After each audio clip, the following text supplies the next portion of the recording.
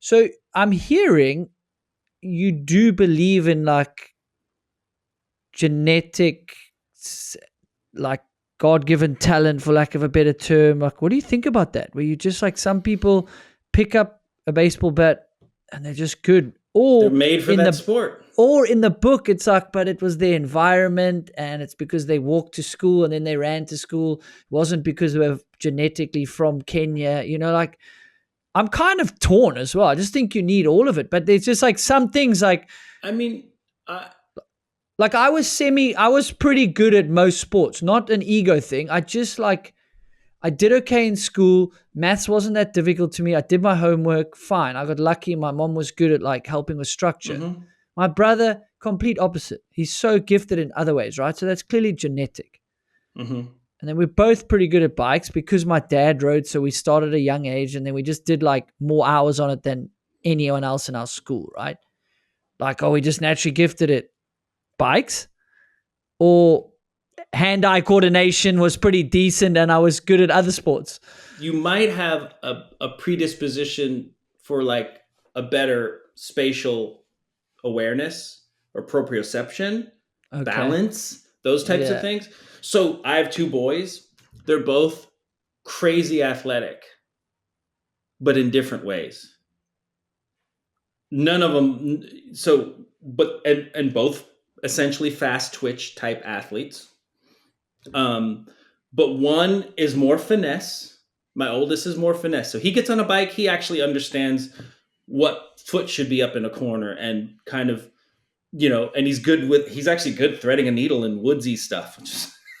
But he likes that. I don't know where that came, but he's good on a bike. The other one's good on a bike, but in a different way. He's going to muscle through everything and just power through it. But they both Mm. can hit the jumps. They both can hit they can both do the things, but they do them. It expresses itself in a different way that's natural to them. And then there's some people who they might like bikes, and I've seen this coming up through racing where they just, they race, but they love the sport, but they're not fast. Yeah. That's just where they are. And they've had the hours and the And they've had the experience, like, hours and they've ridden yeah, and okay. I'm saying speed, right? But they might have this amazing ability, once we get to the skate park or once we get, those kinds of things. So I do think there is a predisposition to some degree. And then I think there's a matter of how can we, there, and then environment matters too. I do a personality assessment because every person has a temperament of sorts, and you kind of map these 5 traits of personality. And what we say in psychology, generally speaking, is personality is relatively pervasive over time. So what that means is, if you took this personality assessment, at 20 and then 30 and then 50 and then 60, you wouldn't have that much of a variance, barring anything kind of catastrophic, right? Something really just like happened that was triggering. But even still, it ferrets that out from a testing perspective. That's how empirically valid it is. So, there's some people who are naturally more resilient. There's some people who are naturally more outgoing or shy or willing to share their opinion or not. All these things, more adventurous or not.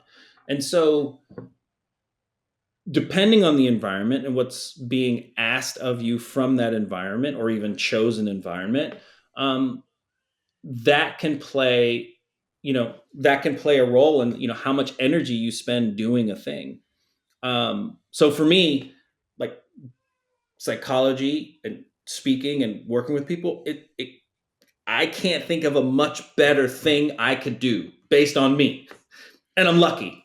And is that doing a personality test as well?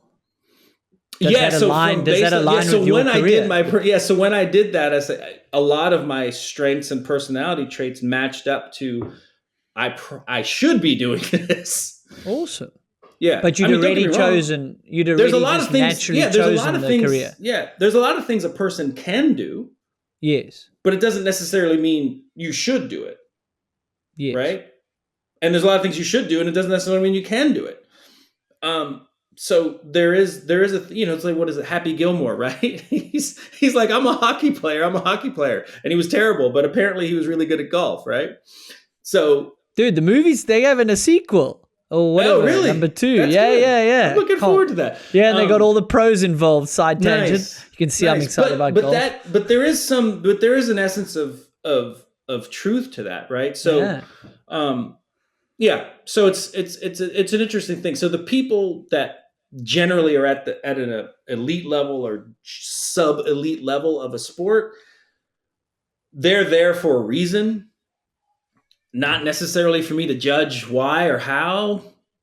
It's really more like, okay, how can we take who you are and what you got to get that closer to the sharper, the sharper end of the sport. Are there overlaps of certain personality traits with high achievers? Or is Mm, are they all varied on the spectrum so it's of interesting. of the I've done the personality assessments. I do it with athletes, but I've done it with like executives. That's where I learned the trade, and it was very interesting because a lot of people, one, um, not all high achieving people consider themselves high achieving. Different the bar, but two is it's all over the map. You'd think, because Okay. there's actually a section that says consolidation, which is essentially like your focus. And some people are serial taskers. I must do A, then I will do B. And some people are a little disorganized in how they get things done. I'm going to spin a plate here, then spin one here. But yet you those two people can be, C level, executive level person in company XYZ. So it's not a matter of so from that standpoint, that's personality. There actually might be an actual skill that they're just really good at something or talented at something, or they see something in a certain way that allows them to do it or it might be the actual way they do it. But I guess long answer to your question is personality type a bit. But once you start breaking it down into the personality traits, it can be varied. But what I will say is with bikes and athletes, especially on the BMX side, I've noticed it does attract a pretty good portion of ADHD. That's not a personality, but ADHD types. Interesting. Yeah, yeah. I've noticed. It's anecdotal. It's not Interesting. scientific. It is That's not anecdotal. scientific. It is not scientific. I'm sure I'm not neutral on that Right. spectrum. But the bikes and the moving fast and things coming at you fast like that, can actually be considered calming to a certain degree. The activity of that. Well, I feel like it gets you out of your head. You got nowhere else to be Yes. but present. Right. Like hurtling down a hill. It's probably like soothing than being in your own head. Right, because with an ADHD brain, boom, boom, boom, it's moving fast. Everything's important. Interesting. And then when you're going down a hill at 20K or whatever it is, that's an American trying to convert mileage, but fast, everything is important. And at the same time, only one thing's important, right? Shit, that's so interesting. So the world, so if the world is sped up as fast as your brain, it's great. I always say ADHD, and I learned this from a colleague of mine, but I kind of took it. But I say it's an allergy to boredom. It's an allergy to boredom. And so the faster things are moving, the better it is for you, which is unfortunate because that's, video games are kind of like training most humans to be ADHD. But well, I was going to say, do you yeah. believe in the level of diagnosis that's happening at the moment? Like it never really used to be a thing. So it's like self-inflicted. Yeah. I don't. I do think I do. And I'll say that. Well, I'll say this. I think it kind of goes both ways. I think there's a name for everything, just because as humans we tend to learn more and do more. But that doesn't necessarily mean it's debilitating or bad, right? So at the end of the day, sorry, before I get to that point, the other side to that is because so much information's out there, the non-clinical person can look up on PubMed or NIA or whatever it is and kind of self-diagnose and say they have this condition. And what I fear with everyone is that people identify with whatever that thing is, or over-identify with whatever that thing is, and view it as some kind of limit. And don't get me wrong, everyone has limits, or of course. excuse. Like I'll right. even say to my wife jokingly, like, "Oh yeah, but I probably got a bit of ADHD. Sorry, like I forgot X, Y, Z." She's like, "No, you literally weren't focusing. You were trying to multitask." And it's like, or you looked at your phone. Then we had a conversation. Clearly, your mind's not going to switch off. It's like that's current society level, of the phone addiction, stuff like that. And I hope people, if you really feel like you're not getting through life and you want to get diagnosed, but like I feel like it's not a limiting thing if you're aware of it. It's like an emotion. It's like this. It's like, okay, but what steps do I take to function with it, or what are the positives of it, right? That's a proper tangent. Yeah, but and again, it's quite like personal to me, as well as like I'm passionate about like health and holistic way of doing things, even though people do get prescribed things and often they may need that, but maybe there are other ways to get around it. Right. So for me, it's, and this is coming from a person who would hurdle themselves over a 50-footer on a 20-inch and working with people who do equally smart things. For me, is what you're doing generally healthy, productive, and or constructive, right? Because everyone's got something, whether it's diagnosable or not, but everyone's dealing with some kind of, whether it's family hardship or just kind of like life is not necessarily easy. It's not a given. So if you can look at your behavior and say, all right, well, is this good for me? And I mean that, like, good for you. And by the way, you riding a bike might not be good for you. It'll get to a point where it's not good for you anymore. It could, right? So again, radical honesty, radical responsibility. Like it's not healthy for you emotionally. Correct. Okay. Right. Yeah, like let's take a break. Let's see if we can find something else that's somewhat fulfilling or just kind of gives you some rest or whatever that might be that is warranted.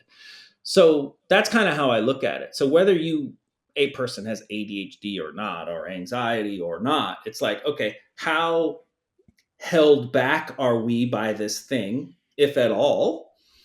And then how do we work with it to move toward not necessarily just what we want, but who we want to be, right? So there's a lot of self-awareness stuff and self-acceptance stuff. One of my favorite words is trust.